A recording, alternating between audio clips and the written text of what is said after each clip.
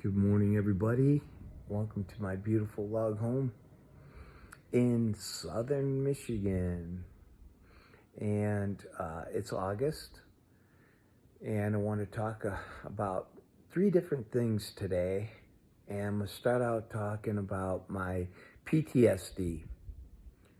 Yes, I have PTSD, and I got it from my service in Iraq back in 2003.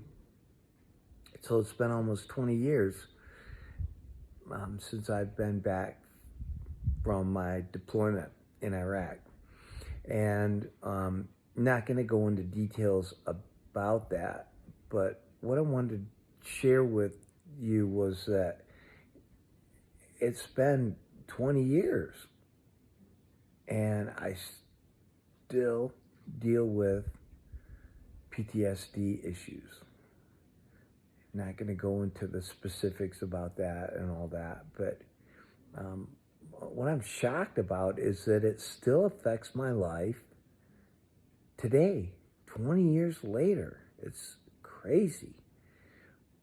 It's actually become part of my life and who I am is a person, and that's a hard pill to swallow. I always seem to want to go back and try to be that person that I was before I went over there, and I just can't get back to that. There's too many things in there that just block you from being the person that you were prior to going over in a combat zone. So anyway, if you're out there and you're struggling with PTSD, just know that here you have another brother. I try to manage my PTSD every day.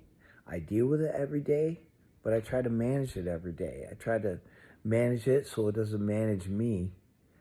But it's always there. It's always pushing me to do stuff that I don't want to do without being too specific about things.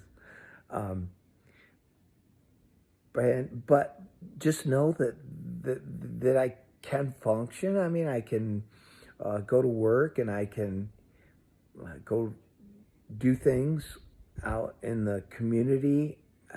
I don't like big crowds, and that's kind of typical of people that have PTSD. We don't like crowds. We don't like small rooms. Just, you could go on and on about it. But the point I'm trying to make is it's been 20 years, and I still deal with PTSD issues. And it's hard for me to believe that I do, but I do.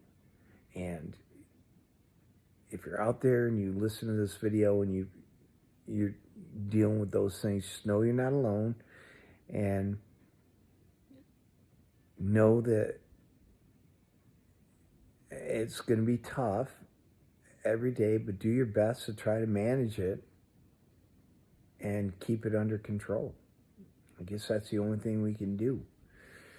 And then the second thing I wanted to talk about was Christian narcissism, which, you know, that's, if you watch my videos, you know I talk about that. It's one of my main issues.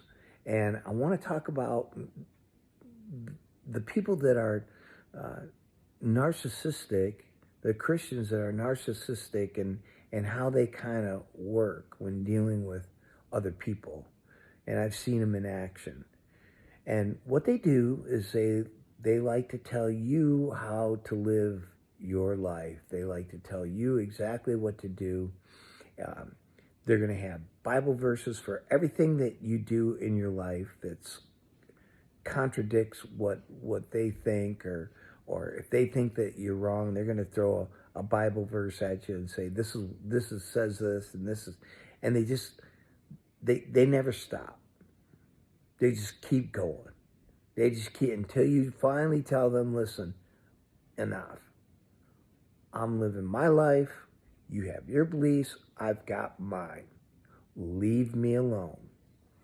And That's sometimes what you have to do to these people, to get them to shut up. Now, what my humble opinion, I'm not a doctor or anything like that, but my humble opinion is the reason why they utilize the Bible in this way, almost like a weapon, is to cover up their own insecurities of their own faith.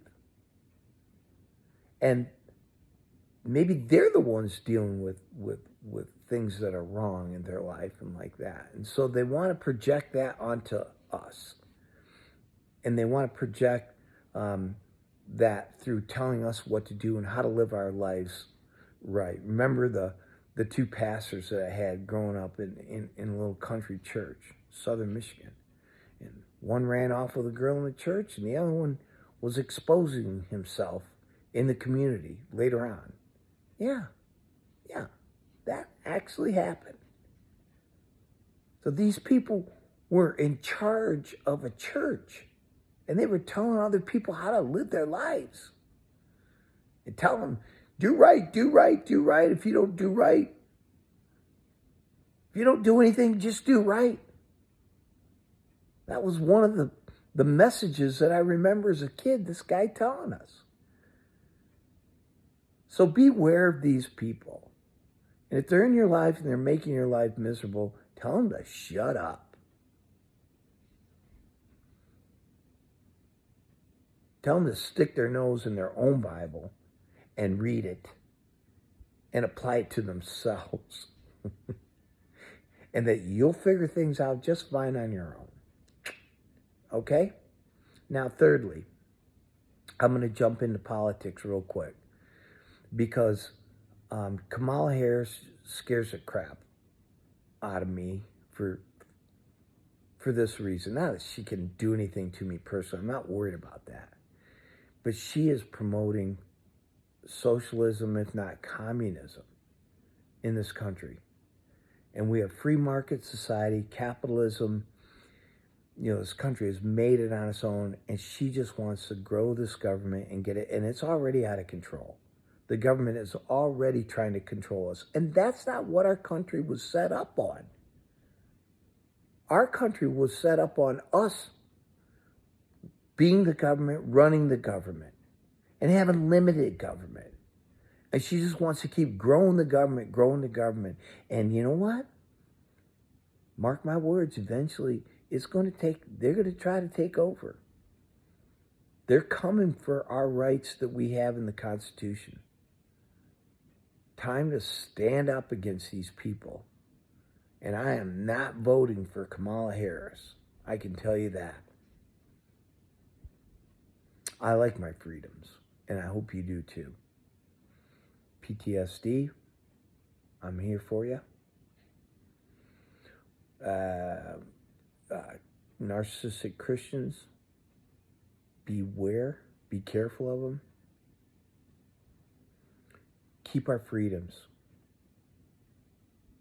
that so many people have fought for and died for. And don't let these people get too big to where they're going to come for our freedoms. Don't do it. I hope this helps. Y'all have a great day. Thanks for listening. Bye.